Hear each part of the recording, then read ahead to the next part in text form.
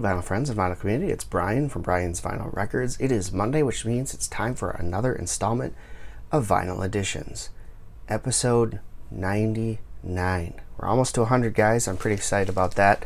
That means I've been doing this almost 2 years straight. Crazy.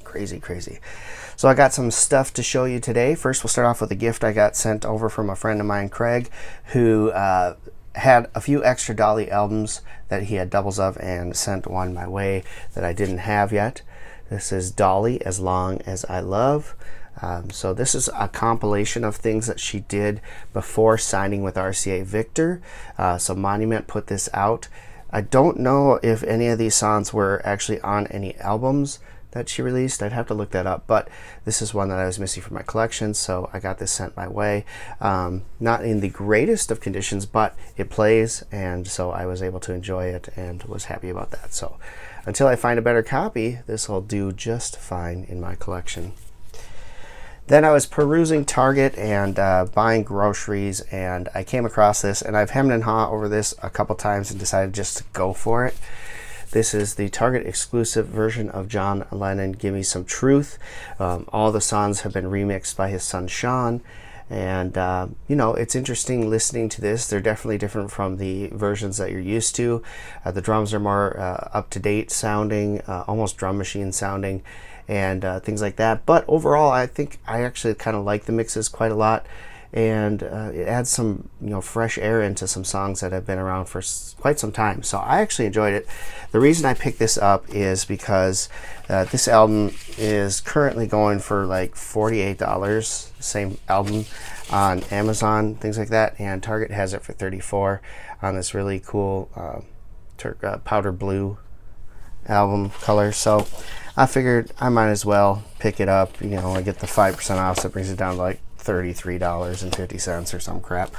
But overall, I'm happy with my purchase. I think it sounds really good, and I think he did a good job for what he did. So yeah, John Lennon, Give Me Some Truth.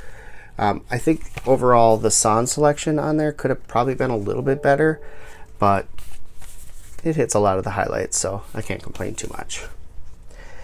The last two items on this week's list are some that I bought from Roland Records. So the first one I picked up was the Analogue Productions release of Norah Jones. This one is Not Too Late, and this is one I was missing from my collection so far, so I think I've got most of them now in the collection. And of course, Analogue Productions does an absolutely fantastic job of packaging and an absolutely fantastic job of pressing. Just amazingly quiet, beautiful sound, and so super happy with that. So Norah Jones, picked that up. And this last one I hemmed and hawed over and just didn't know if I wanted to pick it up. And I talked with one of my viewers, Michael, who's also in a couple groups that I'm in on Facebook, and he convinced me I should just do it because this will probably never get a reissue. So what the heck. This is a bootleg copy of Slash's Snakepit. It's 5 O'Clock Somewhere, and this is his first album post Guns N' Roses. It's an absolutely fantastic album. I've really enjoyed this for many years, have it on CD, and just said, what the heck, this is an unofficial copy of the album. But I want to say something, guys. It's almost like the unofficial copies these days are much better buys than the official presses. They put a lot into them. Now, sometimes they make mistakes and things like that. If you look at Van Halen, Different Kind of Truth, or Motley Crue unofficial release of the 1994 album, they have the wrong pictures on them or the wrong descriptions in the liner notes or things like that. But I mean, take a look at this. This is beautiful cover, right? The inner sleeves are absolutely fantastic. Just high quality like stuff here. I mean, it's gorgeous. The vinyl is beautiful red vinyl. It's almost like they put more effort into these unofficial presses than the pressing company, the record companies do on new releases. How many new releases do you get where it's just the record and the cover and no liner notes, no inner sleeves, no nothing? So I'm really impressed with this. I haven't listened to it yet, but I've heard the sound quality is absolutely fantastic. So really looking forward to spinning it. So there you go. That is my pickup for this week. Vinyl Editions number 99. Crazy, crazy stuff. So if you liked it, please give it a thumbs up. If you're new, hit that subscribe button. We'd love to have you along for the ride. And, leave a comment below. I love interacting with everybody in the VC. Tell me what your thoughts are on these unofficial presses versus some new pressings of albums that are out there. I mean, aside from the Skid Row album that was put out by Run Out Groove and maybe the Typo Negative albums that were reissued, most of these reissues, look at the Anthrax albums that just got reissued, they don't have much of anything in there for sleeves, nothing. It's just the album and the cover, and you might get liner notes on the inside of the cover, you might not.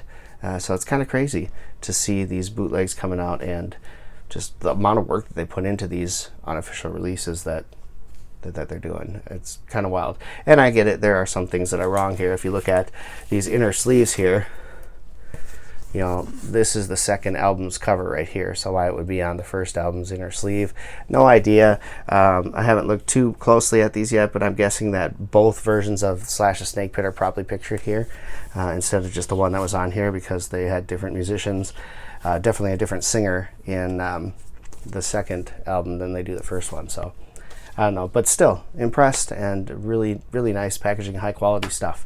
So it's an unofficial of an album that probably won't ever get released, which I don't understand. I think it'd be awesome to see it released. I know Slash has got to have a good repertoire with David Geffen still, and Geffen music to see it come out or whatnot, but we'll see. Happy to have it either way. All right, that's it for today. Thanks for watching. I hope you enjoyed this episode. Until next time, keep spinning, vinyl friends.